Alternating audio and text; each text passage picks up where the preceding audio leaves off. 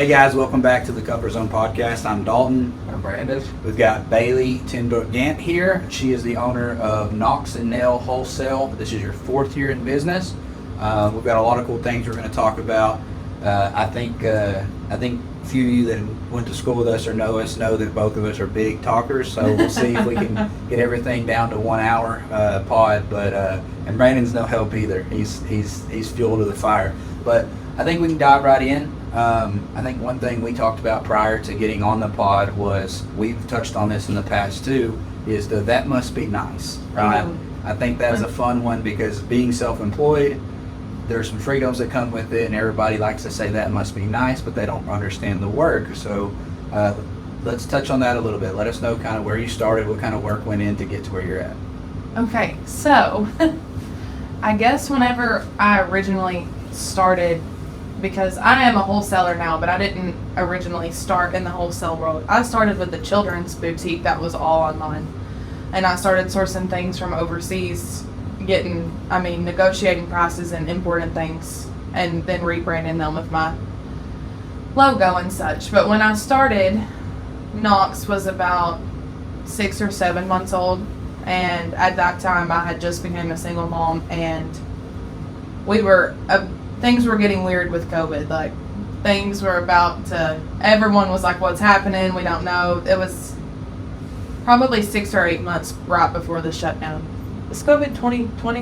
Yeah, 2020, yes. So I would have started this kids boutique in about September of 2019. And it was cool, it was fun, but it was like not enough for me. I need to be like completely stressed out at all times, I guess. Like, if my plate is not overflowing, I'm not doing the best work, and I hate that I'm that way. But I had just graduated high school, literally just a year and a half before that, and I had no idea what I wanted to be, who I was, and there was a lot of pressure, I felt like, on my shoulders to make some sort of decision, because I had great grades, I was pretty good at softball, but I didn't want anything to do with softball at that point. So I had actually gotten a full ride at NTCC, and I would have never taken it had my dad not walked into that room with me that day, and his eyes were just like, he just lit up, and I was like, dang it, gotta do this now. So prior to starting the business, I kind of just jumped all over the place, but like, I was a kid that was so lost, I didn't know what to do. And I was working at Dillard's at the time. Well, actually, I went to play college softball and I quit 2 months in because I hated it. And my parents were like, you're not quitting. You can't quit. You signed up. Well, I packed my whole dorm room up one morning right before morning workouts, and I was like, bye. I'm out. I was having nightmares, night sweats, like waking up. I think that's where I just developed anxiety at that moment, because the coach hated me. We did not get along, and it was just a horrible experience. So I came home, and my parents were frustrated with me, very frustrated. And not long after that, I got into some trouble at a Wholesale concert. I definitely went to jail at that moment. Yeah. So it was like, quit softball, went to jail, and then at that end of the year, which would have been this was still 2016. That's when I met a guy, and then the following year I ended up pregnant. So you're talking about like less than 8 months, quit softball, goes to jail, is now having a baby.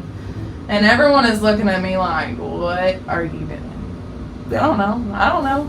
Yeah, I mean, I think that's awesome. I mean, I know that's not the right word at the time, right? No, but looking it was back horrible. And stuff, those experiences, are things to learn from. And so I don't even know if Coach knows my name, but I grew up around Andreas and all them, and I got to open for Coach. So the bigger he gets, the cooler I get to be. I love that. So mine and Chelsea's first date, I played and opened with Bo Hennessy, I opened for Bo, and then Co played as well. So like my first date with my wife was sharing the stage with those guys, and then I got to play with them a little bit more after that. And being around that environment, and also the guys that we The Argo days? Argo days. Yeah. So it was very evident very early on in mine and Chelsea's relationship that, yeah, you're not going to hang out and do this if we're going to be serious. So I moved back home. So yeah, you did. I remember all of Yeah. that playing out. Yeah. Those were a wild point in our life. Yeah. But I look back, I think I'm like the biggest advocate. Like I tell now, I have a 14-year-old stepdaughter, and I asked her just yesterday, well, do you know what you want to do? Like, you're nearing freshman year. She was like, I don't know, but I need to figure it out. And I was like, you don't have to figure it out. Actually, like, because I had a pressure, like a weight on my shoulders. Bailey, you have done all these good things. You can't just flush it down the toilet. And I was on that path. And now I look back, and it's like every single thing I did was horrible then, and it's just monumental now. Like, I needed it. I needed those mistakes. I needed that. I needed to spend the night in jail. Like, I truly did. And it didn't feel good, but I look back and I laugh at it now because everything gets me to where I'm at right in this moment. So after that, I hid out, and that, like, when I got pregnant, I was so sick. So I couldn't do anything for months. So I finally got it together, had Knox in 2019, and when Knox was about 6 months old, that's when I started the kids' business. And not long after that, me and Knox's dad split, and I moved out, got my own house, and started making t-shirts. And about that same time, COVID hit, and everything just fell apart. I actually drew unemployment because nothing was happening. And that's a horrible process. Oh yeah. Oh my gosh. I've been there as well. It's like a lot of us with good stories. There's a lot of failures and a lot of stuff that me and your stories are very similar because I peaked in high school. Like, I was a great athlete. Had been taking college classes and had 24 was ready. hours Yeah. ready to go to Graduated. college. Got there. I was like, I don't like this. Like, No. But I felt like I owed myself and my parents and Same, Courtney very and much the everybody same. to do it and pursue it. But I knew I wasn't there for me. And I kept doing it, and I was taking online classes, and I think right now I have maybe 3 different associate's degrees. I long-term subbed when I was pregnant, and I switched my major to try to be a teacher, and then I just woke up and was like, Bailey, look in the mirror. Who are you actually about to go to work for? Yeah. Because I'm such on a mission person. So you're similar to me. You do have a problem with authority. Oh, absolutely. And I think I did a lot of job hopping and a lot of stuff early on, and it was the same thing. It's like I had a hard time being told what to do, and I had a hard time being told no. Oh, and yeah, and it's basically the same story, except I was fortunate enough to never go to but the jail. thing about me is I literally have only had one job, and that was Dillard's. Yeah. I mean, I babysat, and when I was in high school, I redid furniture so I could have some money, and I watched some kids when I was in high school. But since I graduated, I had one job at Dillard's, and that corn dogged. But I was on one person's auto draft payroll, and that's all I've ever been on. So after that, I just realized, like, in my brain, I'm always, why build someone else's empire when I could build my own? Yeah. And if I'm going to struggle and hate my job, I'm going to struggle and hate my job doing something that's for me. Like, I'm going to use this same energy and grind something up from the bottom. And I think a lot of people they'll work for people for 10, 15 years before that's in their mind, but they never take the leap. And you at a young age were like, no, I'm going to do this now. I also, like, I'm a big believer in, like, therapy and some counseling, and so I dove into that really early after I had Knox, because that was just a hard time in my life, and I felt like I was trying to sort through some childhood traumas, figure out some breakup mess, like, and kind of just dive into lining my mental out, like, the best that I could be. So I feel like from a really early-ish age that I was very aware of my actions and what I caused and what I looked like. And I looked at myself in the mirror and was like, there's only one way you can do this, and it's by yourself, for yourself. Yeah. And I'm not the easiest to, like, no, I don't like being told no. I don't like authority. I don't like being told what to do. But And yeah, that can be a problem if it's a problem, but I realize that I'm not going to make it a problem. I'm just not going to put myself in the position to be told what to do. Yeah, no, I see that completely. I think we have a little bit different because it's like you're always accountable to your family, your children. When you're working, you're guided. Me and him as business partners, we're accountable to each other as well. And sometimes business partnerships don't work out because they don't have the love or like the understanding for each other. We're fortunate that Some communication goes a long ways in every aspect of life. Like, we're both involved in each other's kids' lives, Yeah. I mean, there's a lot there. One thing we briefly touched on, I made a note. So COVID sounds like it hurt the business overall, but what was your attack plan on? Because networking is not like you could go door to door when you're starting business to go talk to people to buy your product. So when COVID actually started, I wasn't into wholesale yet. So we kind of had a shutdown, and I was still doing the kids boutique. So it would have been October of 2020 that I would have started wholesale. So I lived my best life that summer of 2020. It's every 4 years for me. 2016 was great. 2020, I'm expecting 2024 to be like really good this summer. But in the midst of all the crazy, I found a peace that I had never found before. Like, I didn't have anxiety anymore. I wasn't like, yes, my funds were kind of cut in half, but there was not all this stressor. I feel like COVID was good for a lot of business owners in a knowing when to stop aspect, or finding like you were actually thrown into stopping. Like, you didn't have a choice. You had to stop. And for so many of us, it's go, go, go, go. Oh, I miss things all the time. Like, there was a point after COVID actually that I put everything on the back burner and was grounded for my business because it's the only thing that I had. But during that time, it allowed me to regroup. And in a time that I so needed to like have a mental break, COVID actually really helped me. Now the end of 2020, I don't even know when the shutdown released, but we were in Texas. It wasn't a huge shutdown. No. We didn't close one day due to COVID, and luckily for us, we had already been in business for 5 years and had a good name here. So people are not going to go without their devices nowadays. And so, I mean, it didn't hurt us, didn't help us, but it was pretty consistent here. So I mean, that's why I was wanting to really ask you, and I didn't know you were even going through it, pretty much starting up during COVID. So that's impressive. Yeah, I started my wholesale business in 2020, and I remember November, my first month of sales. I remember talking to a family member of mine, and this is something that I've also realized as a business owner, is that you can't share with everybody because even your own family does not understand. And I just remember that whole year was so rough on me, and I started with a press that was from the 1990s. It was just given to me. Like, I had to screw this press back in like every 5 shirts I was pressing. And I had this dresser, like, I wish I might have a picture of my back room, but this was just in the master bedroom of my house, and I was packing orders, and my mom was coming to help me clean my house and watch my kid, and like everything, it just went literally from zero to just something that I had never dealt with before.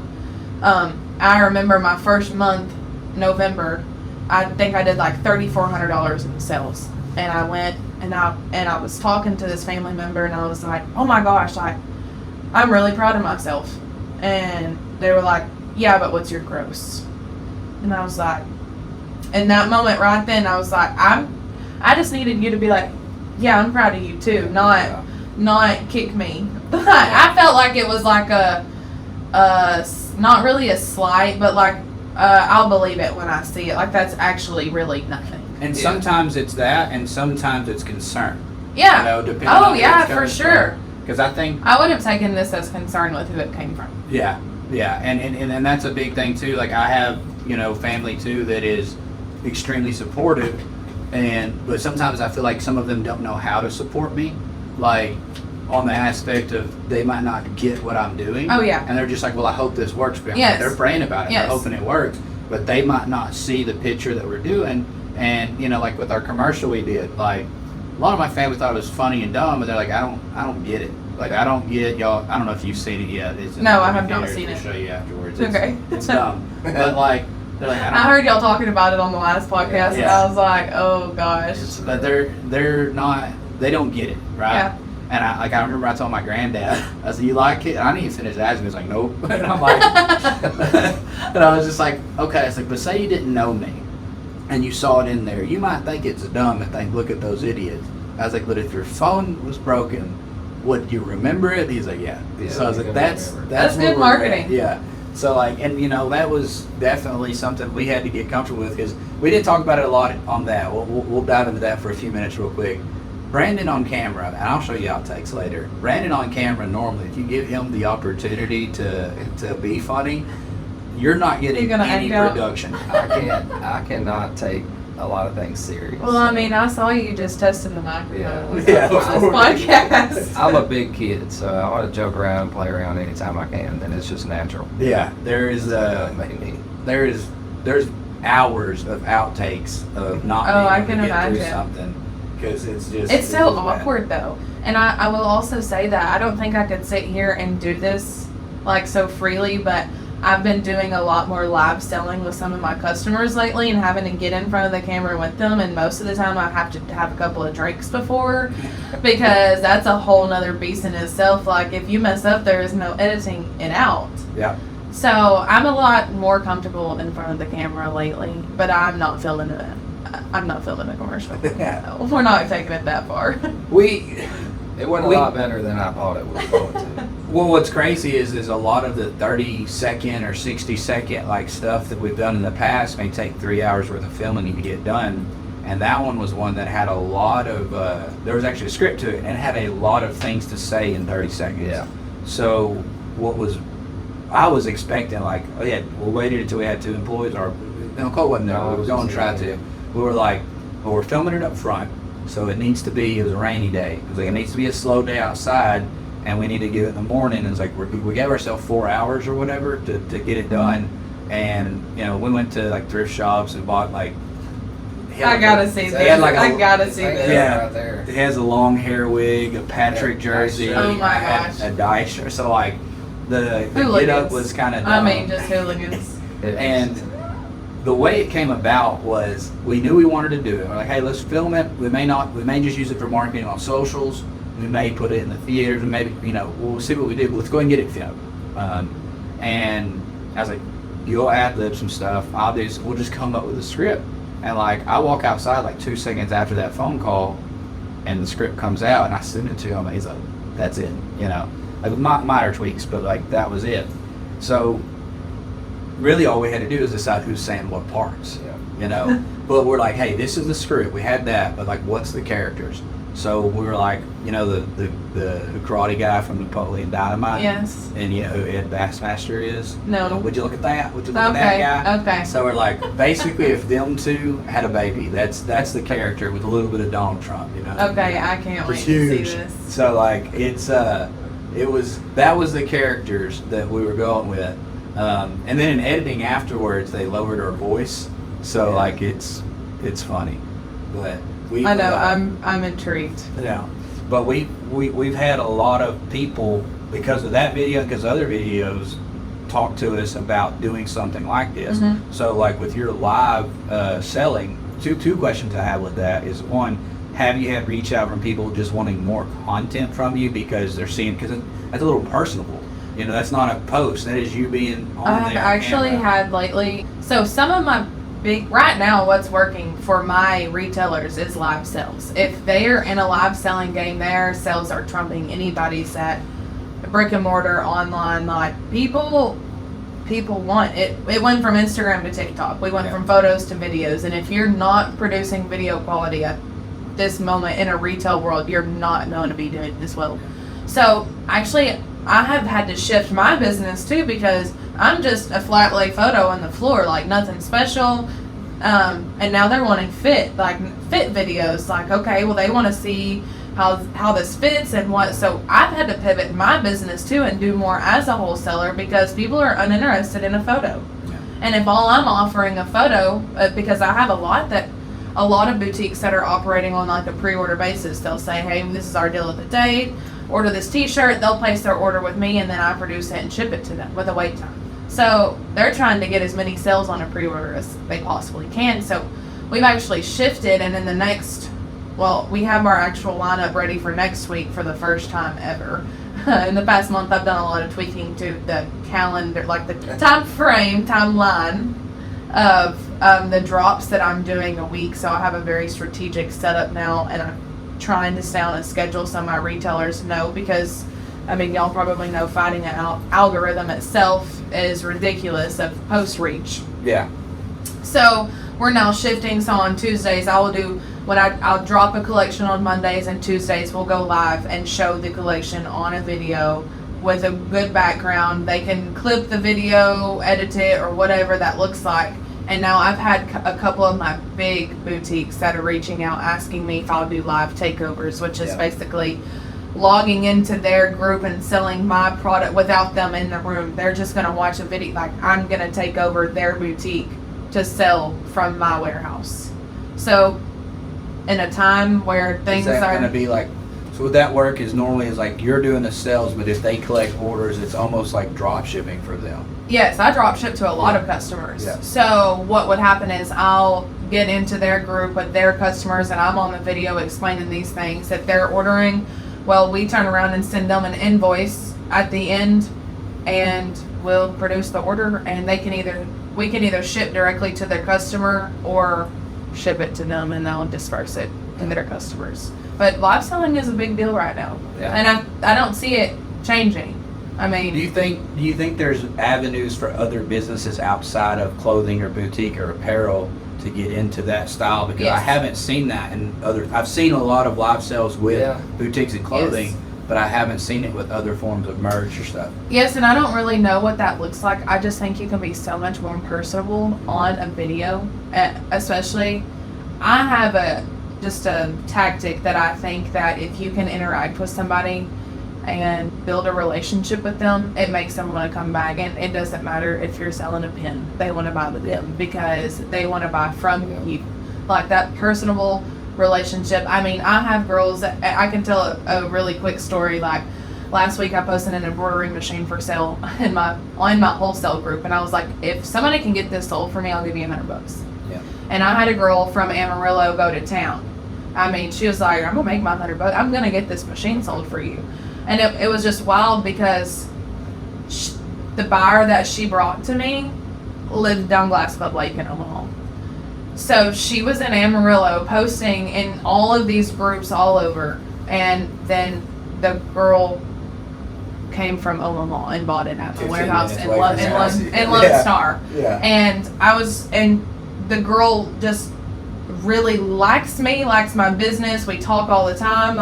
And that relationship, I have great customers because I'm real with them, I care about them, and we can go back and forth. I can joke around with them. I actually had last year one of my customers and my warehouse girls play a whole prank on me. Yeah. They emailed me and was like, hey, all of these shirts came in, they were messed up, they had this stuff over on. My sister had actually sent a mess up shirt to my customer. They played a whole big April Fool's joke on me last year. Gave me a heart attack because I adore this customer, and she was coming at me sideways, and I was like, Riley, I said, I've literally gone above and beyond. We talk, we have each other's phone number. This is outside of an email. Why is she talking to me like this? And 3 hours later, and I start putting together the pieces, and I'm like, I'm pretty sure I saw that shirt that's in the video, but that she sent me this picture and this video of these stains all over this shirt, and I was like, as soon as I looked sideways at my sister, she was she just busted out laughing, and it's those things, the relationships matter, and that the fact that my retailer, and she's out of Tennessee, so she just wanted to play along and just prank me. We're that personal. It's cool. It's really cool to be all over the United States and have different relationships and have different conversations with people because their culture is different than yours. Yeah. Or, I mean, just in the northern states, like even buying patterns, what the different graphics that people want, what's popular here that's completely not popular in New Hampshire or something crazy. But you can sit and talk. Like, the relationships that I have built have gotten me so much business because people know when they come to me that I'm not going to give them a runaround. Yeah. I think People really expect respect, honesty, and as much as I am straight to the point, I try to do it lightly, because when I'm straight to the point in an email, like, you're the one that missed this cutoff date, I apologize, but, and then they could take that however that people have a problem with straight to the point. Yeah. In an email, especially when you can't read a tone. So that's why I try to build a lighthearted relationship. So when I am just like, hey, this is what happened, they don't take it so heavy. Yeah. When I first bought in with Brandon, one of the first pieces of advice Bill Preeford, Preeford to go to church with me, was exactly that, was being honest with customers. He's like, the most important thing is that you're honest. It's like, be honest with the people you do business with, be honest with the people that I went through a really rough patch, because that 2021, when we had I think it was 21, the snowstorms, where everything was shut down. Well, I lived in Mount Pleasant, and I had just dropped a bleached sweatshirt on like this 10-day turnaround time, whatever, and then the snowstorm comes. Well, and when you're bleaching clothes, you have to have sunlight to get the most out of it. So when I was bleaching these in the snow, they were turning green instead of white. Well, I almost sunk my whole business, because it was like a viral product for me. Like, I had like 400 to do at that point, 4 months in business. And I didn't lie, but I wasn't honest. Like, at first it was like, hey, this is delayed, and hey, I don't know, like, I can't even get the products because 18-wheelers aren't running out of Dallas. Like, my warehouse, my blanks are coming from Dallas. I can't get this here. And I mean, over and over, people are just blowing me up. And at that point, it's like, I can't give you a refund. I don't have the money. I didn't have the capital to give a refund, because I had already bought all the products and I didn't have it. Yeah. And I just kept constantly, it's coming. And at that point, and that's advice that I tell a lot of new business owners. Not like I'm not a new business owner, but my biggest problem is over-promising and under-delivering. And I was in a state of over-promising at that point, because I didn't know what else to do, and I was so frantic, like, yep, and I made so many people mad like that. It was a nightmare, and that's when my anxiety came back. Yeah. And a ping, a Facebook notification, a vibrate on my phone would send me into a frantic, like, oh God, what is that? Oh goodness, like, what is that about to be now? And I made a lot of mistakes, so when I have new people that want to start a boutique or a t-shirt business or things that I'm seasoned in and that I can give advice on, my most important piece of advice is to be straight to the point and honest. Like, I would rather say, sorry, there's no way you're getting that, than, but I'll stay up all night long to make this happen tomorrow, because that's not feasible either. Which, in the outside looking in now, we didn't know, living here in Texas, that the whole nation knew what was going on, but like, after it was done, no, but also they didn't care. No, they didn't care. No. I also like to say that, I mean, since I feel like I'm on this podcast to be real, like, I deal with women, period. Like, 99.8% of my clientele is women, and as we all know, women can be very difficult to deal with. Some of them do not women. They don't come from a place of emotion instead of logic. I will say I do have men customers that are just as difficult to deal with as the women, but there are some women, I'm going to say this, I can tell a difference in my customers on who started with a loan, or it was somebody helped them out to buy their first, $5,000 worth of inventory, and I can tell a difference on who started with nothing. Yeah. The way that people communicate, there's a level of understanding and respect with honesty with the people that came from nothing and grinded from the very top. Yeah. There is a level of entitledness from people that are used to having their hand out and getting something placed inside of it. Yeah, I think I can agree with that. Just the entitledness. Yeah, But I entitlement. do want to shift to employees. Yeah, because there's entitlement in employees sometimes. There is entitlement. Especially, does Riley work for you? Yes. So my brother works for me too. But I think you and Heath have a personality difference. Me and Riley are a lot of the exact same. And I will say that, I mean, she is just as high maintenance, strong-willed to the point as I am. And I mean, we have had knockdown dragouts in that warehouse where we're screaming at each other. But there is nobody on the planet of the earth that has my back and loves my business like my sister. And we have figured out a code word that if either one of us are overwhelmed, we'll yell it and turn around and just walk away from each other. Yeah. That's good. So I've had experiences on a lot of different aspects of being the boss or being an owner. When I had my trucking industry, or I got into trucking, I had 2 trucks and I was running. And we kind of talked earlier on, like, failures usually are like my biggest, not regrets, but I learned so much from my failures, way more than I do when I succeed. Absolutely. And I learned the biggest thing I learned from the 18-wheelers was that don't get involved in a business as a business owner if you can't have control over that business. Because I didn't have a CDL, and my drivers would be like, hey, if you want this done, I'm not doing it. You can't do it. Like, so they had their thumb down on me, and I had no control over it, and that's why it didn't work out. For one of the reasons it didn't work out. But having employees here, and you work it, and you're showing them stuff, like you can probably relate to this, just teaching them your day-to-day things and giving them that knowledge. They're not going to do it how you do it. Like, No, absolutely you're not. Be more efficient and make way more money. You're on your own, but you have to delegate things. But at what cost also? Right. Because I've learned that money is not everything. And I can do all these things, but I can't cook my kids' dinner. Yeah. And their laundry's not done. Yeah. And I have found such a happy medium this year with things like that.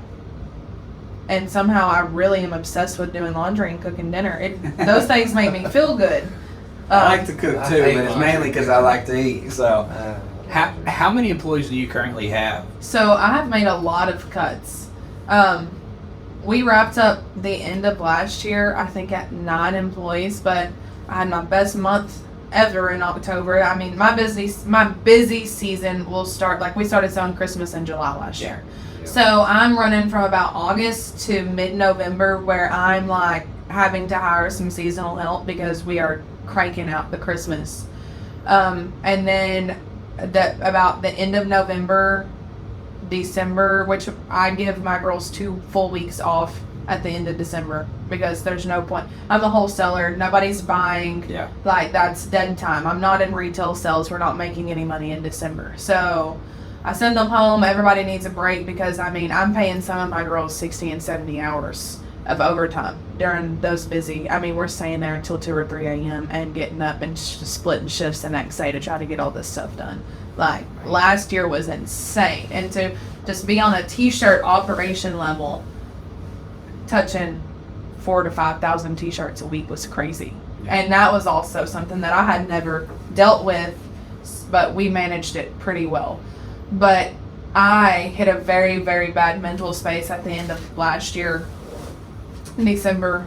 I had just bought my building, closed on it in November. My lease was up at the place I was running March the 1st, and I was like, is this what I'm supposed to be doing? Everything was slow. I think I was just dead tired because I had been running ragged for 3 full months at that point. Really, October and mid-November did me in. And so I'm in December, and it's like, I just made all this money. Where did it go? Why am I broke in December? Like, what happened? And actually, I don't even think I made any more money than I normally would. I think I just ran myself ragged, and now I don't even want to be there. I don't want to look at a t-shirt. So I slipped into a really bad mindset, and it took everything I had to get out of it. January of this year was rough too because my mindset was still just My mental was really taken over. I think I cried about every single day. Not because anything was wrong, just because I felt like I didn't want to do it anymore.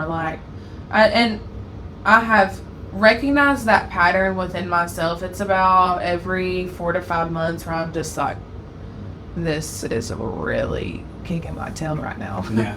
You get overwhelmed. I think this was my first light season, and I didn't do as much as you guys, but it's very similar to seasonal type stuff. He has a Christmas light company. They start October 15th, and from there through December 2nd, 6 days a week, you're doing 8 to 10 houses. You're working 12 to 15-hour days for 6 days a week from 7 days a week. Yeah, so a lot of time on Sundays too. Yeah. For basically October 15th through December 2nd. And I helped out a little bit this year, but just seeing how much you're putting in there, by the end of the season, everybody hated each other. Yeah. Yeah. And oh my gosh, spending that amount of time together, I mean, and we're working 17-hour days, you're pissed at the end of that day, and we're all just looking at each other like, I want to strangle you, and we're getting catty, and we're making side remarks, and that's when I'm like, okay, you guys, let's get some pizza and we'll start over. We're not doing that. We're taking our guys pizza today too. It's pizza is HR's favorite way to keep everybody happy. But yeah, in the heat of the moment, you're like, I miss my family. Why am I'm doing this for them, but I'm miserable. They're miserable. Is it really worth it? But then you get paid, and you're like, all right, that was fun. But I think that goes back into kind of what I was wanting to touch on with employees, and something that I think you're still working on figuring out. We're still working on figuring out, but we see, and I hope you do too, the bigger picture on it. We touched on it a little bit, so the people that are watching this now, if they watched the podcast before, will already know what I'm talking about. You haven't seen it because it hadn't been live yet. But we touched a little bit on scalability and how, I'll give the example again real quick, is for our seasoning company, let's say you're making $4 on every bottle, or $2 on every bottle. You scale it to 4, and then you scale it to 6, and then you hire in delegation, and you scale it back to where you're making $4 every bottle. But it's worth it because you built it to where you can afford that. Yeah. So, and I think a lot of small businesses are so scared to bring in help for a bunch of reasons. Whether they don't want to train somebody that's going to train their competition. Paula talked about that. That's a concern, but I think that's part of it. It's a risk you have to take sometimes. Yeah. So you're training competition. You're investing money into people that may not work, and it may take a month or 2 months before you even have an opportunity or a legitimate reason to fire somebody. Which Texas isn't it's a little easier here in Texas at will, but you don't want to invest the time and money into somebody. But that's then not you just worth wasted it. 2 months, and that's the most ridiculous feeling. I think is last year I hired a social media girl, and she had lived here. And I put a bunch of time and effort into her, and she came in one day and was like, I just broke up with my boyfriend, and I'm moving back to College Station. And I was like, it was 5 weeks, bro. Most business owners, I know we are, especially with the light guys, and here, you have a standard, and you're like, it's almost like when you tell your kids to do something, just get out of the way, I'll do it. Yes. It's hard oh to my delegate gosh. And hard to let people do. And that is where my sister comes into play. I have great employees. I have fantastic employees. But the reason why I didn't a year ago was my fault. It truly was my fault because I was running ragged. I had more of a payroll than I did last year at this time than I do this year at this time. And we are doing more money at this time. And you're more efficient yes, with your employees. Yes. And I look at it and I'm like, and actually I have an employee that worked for me last year and quit because things were so bad. I can't do this and this is so bad. And I took a step back, I cut everything, brought it back up gradually. It's always me and my sister at the end of it. Things get hard, I make mistakes, but I really try to treat my employees like I truly can say I know that they know that I appreciate them. Yeah. So I feel like I go above and beyond. And maybe that's not something, but I'm not going to say it wasn't a bad batch. We were just all not working well together a year ago. It could be wrong time, Yeah, same people absolutely. could come back and work again. It worked months before that, but we all just hit a point and we all felt it like, okay, we don't need to be in this room together anymore. And I cried and cried and cried because I knew I'm one that knows for months that I like to do something, and then it's like I won't make a cut until it like slaps me in the face, like, okay, you have to do it now. So that's a lesson that I still haven't learned, is because I love my employees so much. And like right now I have a social media manager, and she just worked from home. And I have 3 full-time and 2 part-time employees. And full-time is my husband, my sister Riley, and then I have Lo. So they run things very well. Then my 2 part-timers, and sometimes I don't have enough right now to even call my part-timers in. They're not even getting 20 hours a week at this moment. Yeah. But I'm also there. I have finally got into a place where I can do all the back end things. Like my job is new releases and marketing.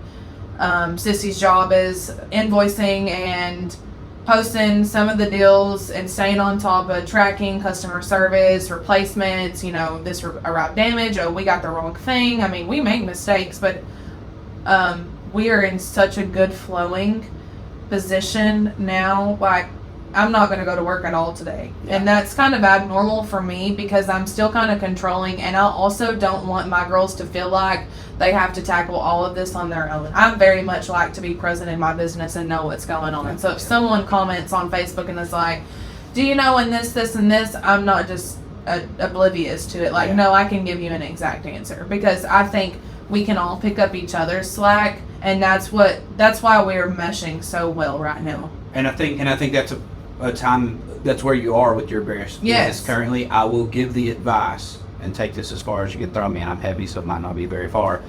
I will give the advice that you do not have to be involved on every sale. And what I mean by that is the same thing with like Christmas lights. You don't have to be involved on every house. If you're hiring a group with us, you don't have to be involved with everyday work here. Yeah. Because what will come from that is then it does make it hard to delegate when it's needed. And I think, like for us, and it's different with every business, so I may be dead wrong. With us, our goal is to be investors in every business we have, not owner-operators, right? Yeah. And go there as a worker because I want to, not because I have to. Yeah. And I think that's kind of what you want to be there. Your Yes, I do want to love. be there. And that's where it's awesome. But don't ever let yourself mentally feel like you have to. Because I think me and him have struggled with that, with here sometimes, to where we would both come in because we're so used to coming in on Tuesdays and Thursdays. Yeah. When we came to the phone repair shop the other days, we handled other stuff. And we'd get here sometimes and not have anything to do. And we're like, well, we felt like we had to be here. And it's not that we didn't enjoy coming and doing stuff, but there was so much of we felt like we had to be there, and it wasn't because we wanted to. It's because we felt like we were obligated to because we owned it. I don't exactly feel obligated, but I play a big role relationship-wise, and I think that if I'm over any new release design-wise, I feel like I know my customer base the best, and like you guys are recording podcasts in advance. Yeah. I have drops in advance. Yeah. So I'm not pressured to go in every single week or every single day or whatever, because that's how I'm moving now. But I feel like my sales do better if I'm the one that's making the Facebook post versus if Sissy's making it. And I can guarantee that. Yeah, I can guarantee that. You know you're going to do it right, and you have a certain standard. And it's like when they see my name, they And automatically we'll let you know get that who it certain is. standard quote out here in Yeah. a second. Both of us are good. We'll let you hear it out. Your certain standard. Let's hear about I don't that. even know what I was talking about. Right, it's It prize. It is not. Yeah. Well, that's how I was when we come here. Me and Dalton were trying to get to that point. I wouldn't let go of the reins as much. Like he would be working on something, I'd go there and fix an iPad or like Dalton's like he has to learn those things. Like, quit doing it for me. Quit babysitting. I quit find holding his myself hand. over. And I'm like, are you doing that right? it was Can hard you do for it a me. little bit faster? Yeah. Please. That a little bit faster. I was on there. I was like, hey, are you still working on the same stinking phone? Are you serious, dude? And it's like burning my brain how to do these. Like I could do it all with my eyes closed, make the Yeah. drops, do the thing, all the things. But until I let go of that, now my girls are doing it as fast as I would. Well, there was one day, we had 2 employees on staff one day. I'm coming in, I don't remember what I was working on. 88 Elite wasn't a company yet. We were in the works for it. I think it was Smile 3. No, it wasn't that. It was Smile 360. Yeah. It was Smile 360. That company never did, like, that's a great company idea. We talked about it a little bit in the first pod. There's a lot of potential there. We just don't have the time. Yeah. But I was working on setting up some stuff for vendors and trying to get all that. And Cole comes and says, "Hey man, we're a little packed. You think you out with this?" And I was like, "Yeah, no." And he's like, "Well," and I was like, "I'm paying y'all like the collective between the two like $40 an hour right now. I'm not helping."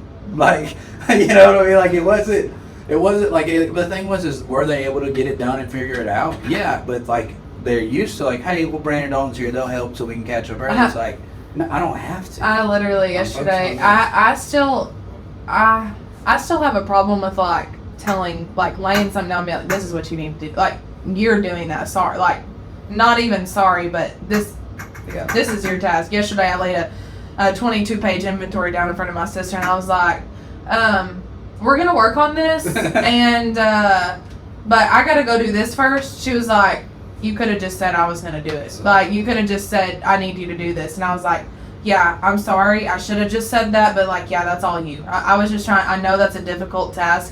But, like, I'll come back and help you if I get done. But this is what I'm doing. That's what you got to do right now. And I was like, sorry for not being so straightforward. Well, Brandon has seen this. Heath, if he is on the clock, there's not anything that I can ask him to do that he won't get done. The moment we're not here, if there's anything, like, hey, I can't reach that. You hand it to me real quick. No. It's like, no. I've listened. I've listened. You tell me what to do all day today.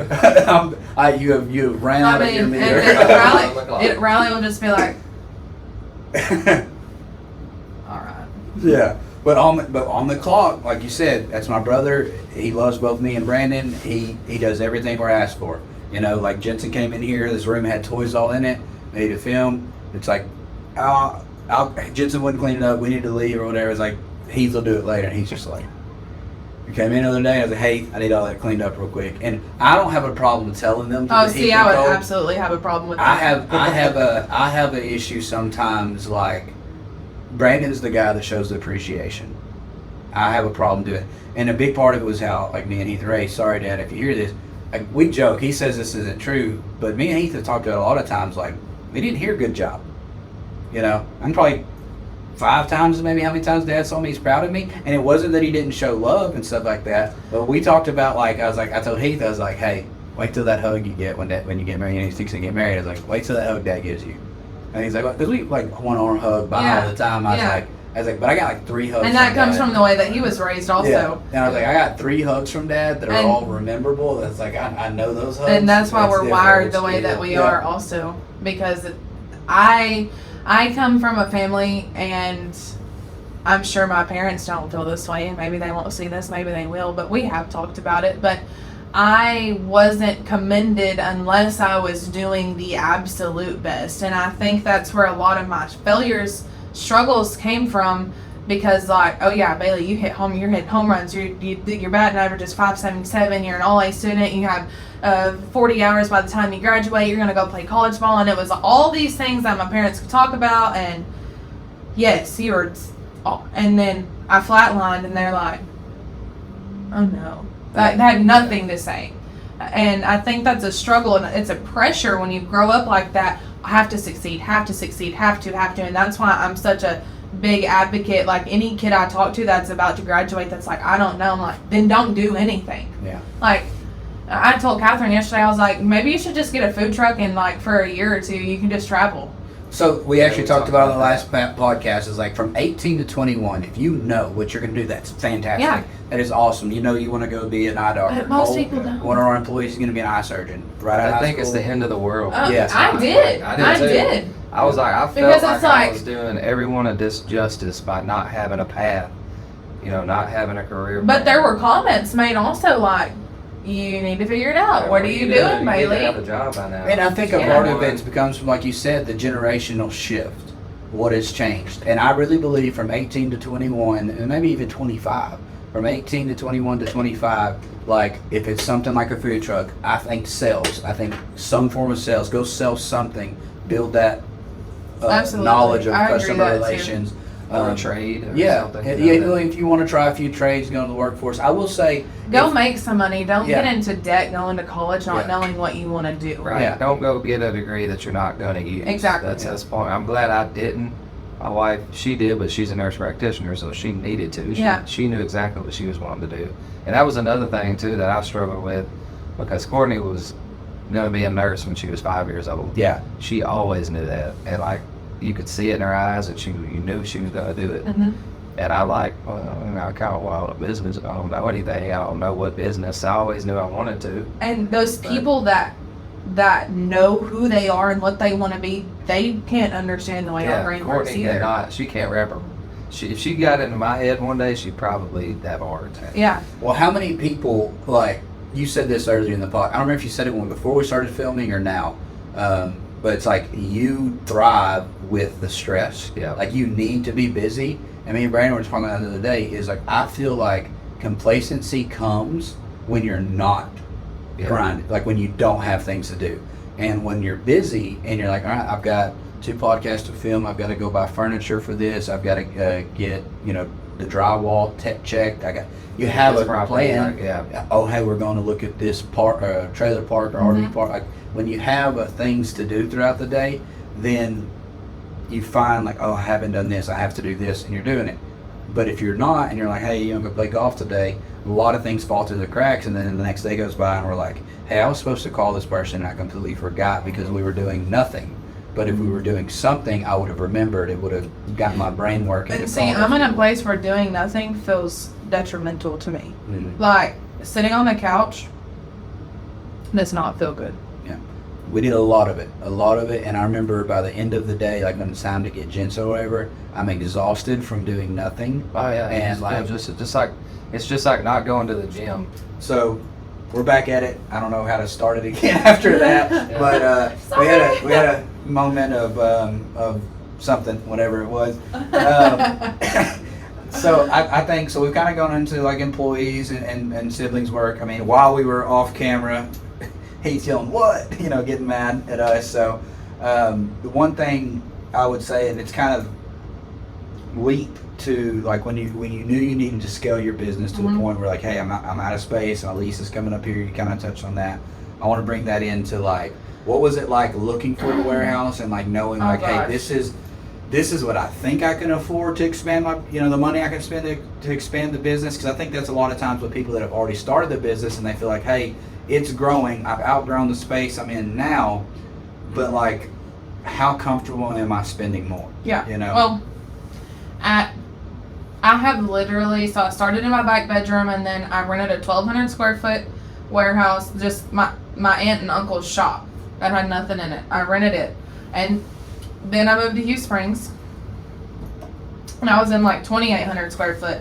And then I moved to like 4,000 and then oh my God, not the hiccups. Then I moved to about 3,300 square foot, and at that point, I think I could have bought the building that I bought in November about twice. Yeah. Because of the amount of rent that I had paid. I mean, one place I was paying, $2,000 a month, and that's for my house payment is like a fourth of that. Yeah. So that was a struggle for me. Yeah. Also, like that, on top of like a $1,000 electric bill, like the cost of operating because we were using heating elements and air conditioners. So I knew that I did not want to renew my lease again because I didn't want to be stuck another year renting. There is a lot of perks to that, like, okay, something's wrong, okay, my landlord can come and fix it. In some cases. Yeah. Sorry. But I had a great landlord, and we do too. A great one. And the last 2 buildings that I was in, she actually owned both of them. She gave me so much advice, helped me out. Anything I needed.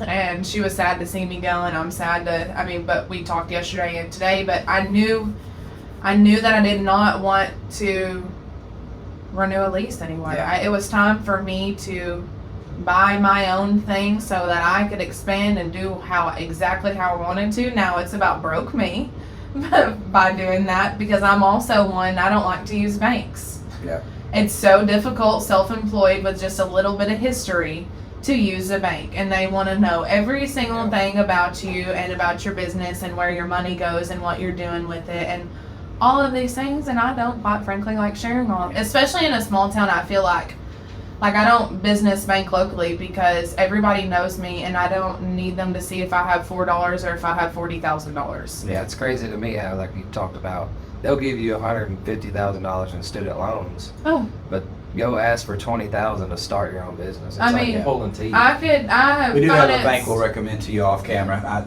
For businesses, we've got bank. They're awesome. We have 4 or 5 different, or there's 3 now. Three. 3 that we work with, and I'll tell you, I got one that. So how I have honestly made it this far is I use my platform, my Shopify, and that's who my website is built through. And the more they do capital loans, so they, based off of my daily sales, and I started with the $4,000 one, like my first year in business, and the last one I took was $140,000. Yeah. And the money's in my bank account the next day, and it's not on my credit. It's not like, I just have built that relationship with them, so I just stay away from the banks. The interest rate It's is not like needed. 4% on those loans, and the cool thing about the capital loans is they're taking 14% of my daily sales and paying it back. So I'm not even seeing it ever hit my bank account. Yeah. They're just taking it before they deposit. I have them paid off. Like right now, I used a capital loan to buy my building in November, and so right now my building is like 74% paid off. Yeah. By the end of June, my building will be paid for. That's awesome. Yeah. And everything that I own is paid for business wise. Yeah. And that's something I think a lot of new businesses don't know how to take advantage of. And yours was through Shopify, you said, and through their stuff. But there are line of credit options. Uh-huh. And there's a big difference between a line of credit and a loan. Mm-hmm. And that's what a lot of people, I think, my advice, because I'm not a financial advisor, I'm not going to get into it, but my advice is whatever it is, whatever banking authority, whether it's, a private investor, is like, talk to people, find out the rates, find out how it operates, because even bank to bank is going to be different. Mm-hmm. But don't think you have to take out a standard, normal, conventional And see, loan or something. There's I a have lot not of ways to taken get out access one. to money. I have not taken out a loan at all. Yeah. Now, I'm in a position where I think I'm about to have to go take out a loan against my warehouse Yeah. because it needs air conditioner and a bathroom and some finished out things. And I'll take care of you with that too. I'll be out there. I could use another piece of equipment that costs about $40,000, but I've sat down with the banker a couple times and I go, why aren't you? Quite frankly, it's because I hate paperwork. Yeah. Quite frankly, because I don't want to come in here, like, if it's hard, I don't want to do it. And that sounds stupid. I know that sounds stupid, but like, Don't ask me how I did it. I Even- understood it. It was hard. just putting commercial insurance on my building, I just wrapped it up yesterday, and it was like 3 weeks of pulling teeth from me Yeah. to get all the information. And I'm like, honestly, do I even want to put insurance on it? Because this is so difficult. And it's so expensive. Yeah. The sides of the business with LLCs, insurance, dealing with banks is the sides that Payroll, nobody likes to- taxes. I mean, Well, everything. we delegate. Like, we have a CPA. We handle it. Yeah, I don't do anything. Yeah. I don't do any think- of that. Because if I did, it wouldn't get done. It's above my pay grade. I think there's a lot of things like that early on that people will try to do themselves, and I Never don't think try to that's do it worth it. myself. Yeah, if you penny No. pinch like that, you're just giving yourself. I more signed work up for than you that need to. with the expectation that I was going to scale and grow, and that was the only choice that I gave myself. And Yeah. I knew that if I didn't hire someone out, that I was going to miss something that landed me in jail. Yeah. I mean, because I quite literally one time I didn't pay my taxes for like 3 months, my sales tax, after I had closed a business, and I woke up one day and all my accounts were frozen. Yeah. And I was like, ugh. Yeah. Having somebody watching it over you that does Yeah. that for a living is worth the Yeah, money. for sure. Yeah. Because I don't know those technicalities or legalities or anything. Don't ask me. So I won't say the company it was, but I was working for a company that you got the option, because it was a salary and commission job. Mhm. So you couldn't do it on your salary, but on your commission, you could don't withhold the tax. Like you basically don't pay taxes on it. Mm-hmm. Now it reports, and at the end of the year you do it. So like if you knew like, hey, this month was a great commission month, I'm not going to pay taxes on it right now because like the other months I'm probably paying enough to take care of it. So like, you know, at the end of the year I'm still good. Oh, gosh. Well, I had a coworker that did that for a big month and then forgot to turn it back on. And we had the rest of the 8 months without paying any taxes on his commissions, and was just like got hit with tax season. And he was like, he was okay, but it was just still like because he paid. Well, no if he taxes was with his anything salary. like me, he would not have been okay because I love money and I love to spend it. Well, it wasn't just because of spend it. He had spent enough, like there was enough withholdings from his salary checks that covered it. Good. But if there wasn't, then no, he would have been hit. That's why they allowed you to do it, because it really wasn't your full check. It was your salary generally. If you weren't taking anything, withheld enough for it to be covered. Yeah. I also worked with a guy that was like, I don't pay taxes. I don't file my taxes. He's like, when they come, which he's got money, is when they come knocking and my accounts get froze, I write a check to pay off whatever they tell me. Oh my goodness. And then I move on and I don't pay taxes again. He's like, when they come knocking, I'm not going to go to jail for it. I'll pay them. He's like, but it's not my job to tell you to file taxes. He's like, you tell me what I owe you, I'll do it. But he's like, I'm not doing any of it because he hated I mean, the I hate paperwork. taxes. I hate things like that. Yeah, filed an extension again this year. I'm bad about that. Yeah. I mean, I literally just did my taxes like in October last year. It's like it's too soon Yeah, for as a me to business, think about doing you it have again. till October. Yeah. So I mean, And I only did it then because I was trying to get finance for a house. So I wanted to see. yeah, and so then probably if that wouldn't have happened, I still wouldn't have done. yeah, it's part of it. So I guess one thing before we wrap up, because I know you got to get out of here. Knox saw a video of him playing on the floor. So like, let's just kind of touch base on the balance of like him growing up with you being doing this. Yeah. He's a big part of why it was started. Oh yeah, Knox for and boys. And that was my kids boutique, and now my wholesale company is Knox and Nell. Nell, I had a dog named Nellie at the time. It was Rance's dog. So when she passed, not long after, I was just I was trying to come up with a name, and Knox and Nell stuck. And so, yes, he is a little warehouse boy, and sometimes I feel bad because he's on the iPad more than he should be during the day. But when you don't have any babysitters and nobody in any surrounding area has an opening, because he did go to daycare, but she stopped. So what can you do? Like, as a mom, I'm sure people will. I mean, when we're not at the warehouse, he's outside. But if he's laid up and all I can do is work, he's gonna be on the iPad, and that's just the way it is right now. I'm doing the best that I can, but he will help. Like, he screen printed some shirts with Travis last week, and he's there about 3 days a week. If I can find him somewhere else to go, I'd like that, because I don't want him to be glued to a screen. But also, like, I'm doing the best I can. Yeah, and he actually loves my it. kid's a tablet kid, and he honestly learns a tremendous. We do have some problems with some of the stuff that he has found, because even though the safeguards we put there, there's still stuff. But we're clearing out a lot of ours, and we're doing ours. There's a Christian app called True Play that's got a lot of stuff, and then ABC Mouse is used at the school. And when he gets grounded, he just gets his own leapfrog. Like, sorry, you have a leapfrog that all you can do is educational stuff. I'm sorry, don't get grounded. Yeah. Clean up your room. There's ways with it to manage it. But he will be starting school in September, or whenever school starts. I don't even know. So I'm thankful for that. August, is he kindergarten? Yes. Yeah. And Where's he's he not. go? I'm sure he'll go to Hughes Franks. Hughes Franks. Yeah. He's not. He's like one of the easiest kids I've ever met, and I'm so thankful for that. Yeah, mine's not. So I can take him anywhere, and he's just go with the flow. Like, I bought him a beanbag last week, so he would have a beanbag at the warehouse to just hang out on, because yesterday it was just 2 couch cushions in the floor.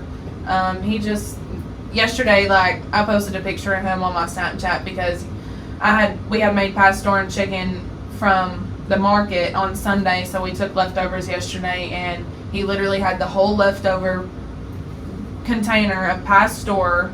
A Capri Sun was laid up on these 2 couch cushions with his iPad, and his legs were crossed, and I was like, if this is not the life I want to live, I don't know what is. Because like, no worries in the world. Got my chicken nuggies.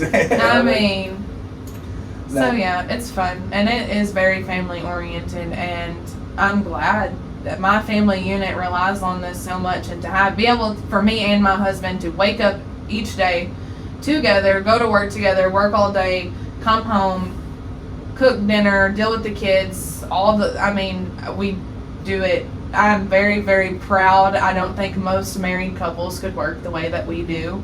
And then we're away from each other for one day and we're like having withdrawals. Yeah. But we're a big part of each other's, like, when I met Travis, my whole business world changed because now I had support behind me. Yeah. Now, if I am busy and he's not, he'll take Knox home, or him and Knox will stay home and they'll do yard work or whatever that looks like. Travis is not in the warehouse every single day, but there might be a day he's there and I'm not.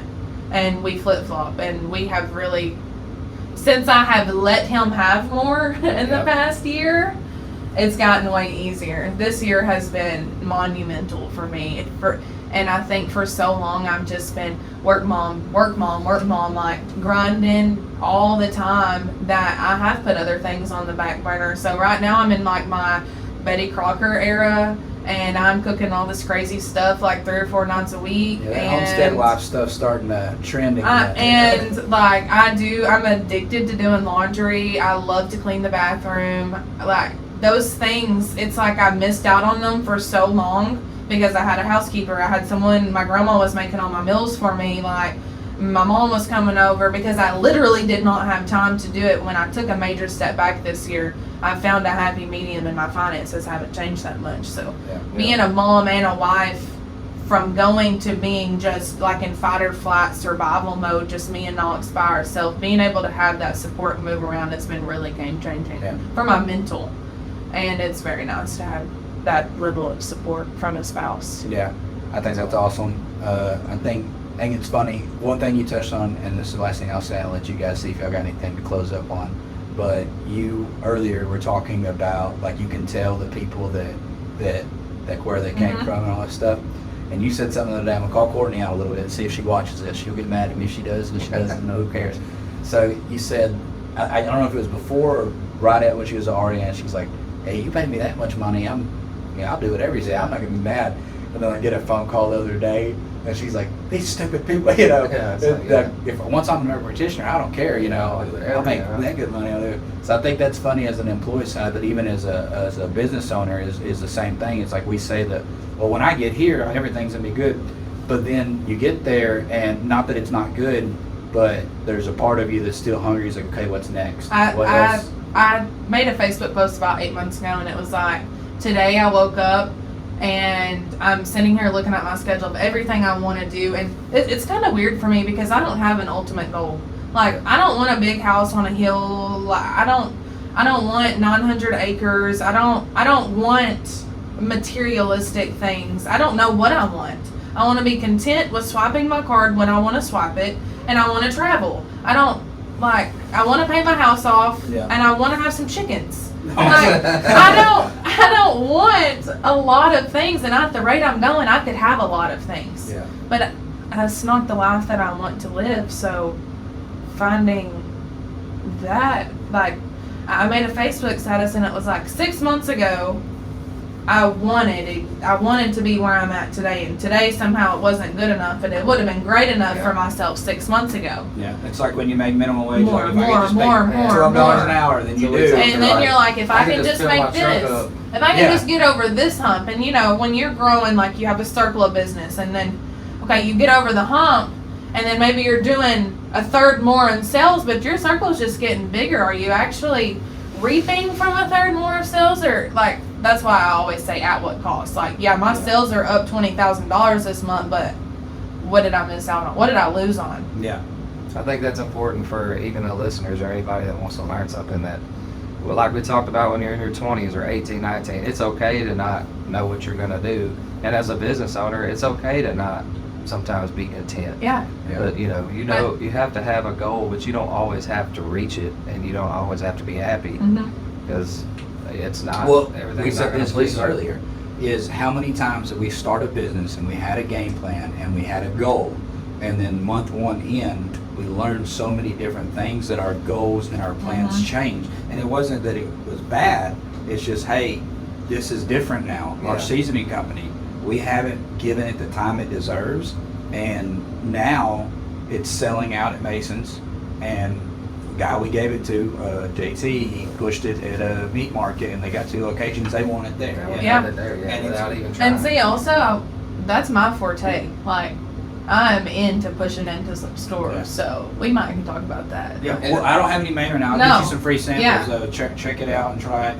I will say the hard part with that is where we're at in the stages and the legality to it. We can't sell outside of Texas until we're FDA registered, and we can't sell wholesale. Gotcha. It can only sell for consignment deals. Now here's the thing. We talked about this earlier. You get a deal that is worth investing the money to get FDA registered, then we'll do it overnight. You know what I mean? When, hey, we have to supply this many units, then sure, we'll get the commercial kitchen, we'll get the FDA registration within 30 to 60 days. I can supply.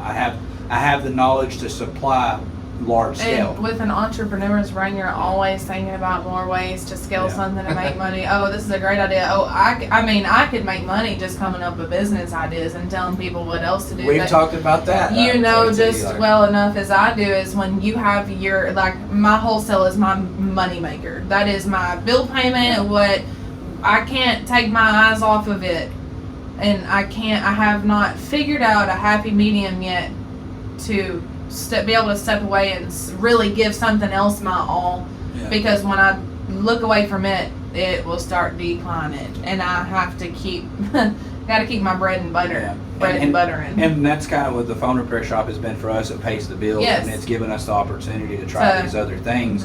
But we've talked about it, like starting a successful business that may be a job. Like we've talked about, like, hey, let's start this, let's get it profitable, run it for a year, and then sell it and let somebody else take it and grow it. But like when you know the roadmap to start a successful business, you can make money doing that. And like literally, like, hey, we're a startup group, because we've talked about that too. It's like even some of the business we have now, everything's for sale. Yeah. You know, that is my goal. I will end up selling Knox and Nell eventually, and I think that my goal for myself is to have so much knowledge that I can kind of move into a consulting for retail and wholesale in the boutique world to give my knowledge and hopefully make money without having to do very much from home from a computer. That's my goal. So I can sit in Mexico and have a one-on-one with somebody, because I love to travel. And I have a mindset that everything always works out. Everything is how it should be. And if it ain't okay tomorrow, it's going to be. If it ain't okay today, it will be tomorrow. And when does life not work out? Because it always does. So even in the trenches where I'm like barely scraping by, life is always going to work out. So I'll counter that. It'll always work out for the people that are doing something. Absolutely. If you're not, we've pointed this a bunch. Don't quit, do it, right? If you're doing it, if you're doing more than the next person, even when you're in the trenches, every day, it's going to work out for you. If you're the person that isn't doing something and you're like, oh, you're a complainer. That's just like praying for $1 million and laying in the bed all day. Yeah, exactly. Don't be a victim. Yes. You have to. That mentality, and that mentality gets you nowhere. Well, I think that's a good note to end on. I appreciate y'all asking me to be here. We'll definitely have you guys, you and your husband on. I think that'd be a good one too. Yeah, I think so too. His aspect of what because it's completely different than mine. He thinks I'm crazy and insane. Yeah. Hey, here's the thing. But he's working with you. Oh, yeah. He believes in me. He knows I got it. I want to ask him, I was like, hey, how much is it you going to work with her? Because you're like, I'm making sure she doesn't do anything too stupid, or because you believe her? Literally, one more thing. This morning I said, oh, hey, did I tell you I'm going to go be on a podcast today? And he just looked at me. He was like, you are crazy. And I was like, I know, I'm sorry, I forgot to tell you. But like, I honestly didn't remember until yesterday when Dalton texted me. I said, and then I forgot to tell you again because you weren't around me. So I kind of just do my own thing. He does his own thing, and we meet up. I mean, we communicate well, but my little extra stuff falls through the cracks. But I'm sporadic. I don't even know what day-to-day holds. Yeah.